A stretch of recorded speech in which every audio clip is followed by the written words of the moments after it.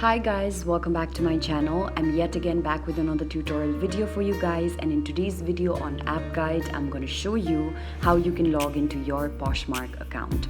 So for this, first of all, make sure that you've already downloaded the Poshmark app on your mobile device and then head over to the app. As you head over to the app, you'll be able to see different options such as continue with Facebook, continue with email, and then below you can see an option that says login. Tap on login, and all you have to do here is type in your username or email in this section, and then type in your password in this section, and then tap on the login button on the top right corner. As you do this, you'll be able to log into your account, and that is how your login for Poshmark works.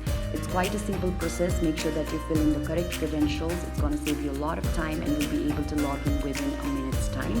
Otherwise, it's going to take you a while to get logged into your account. So I hope that this video has aided you in the process of logging into your own Poshmark account.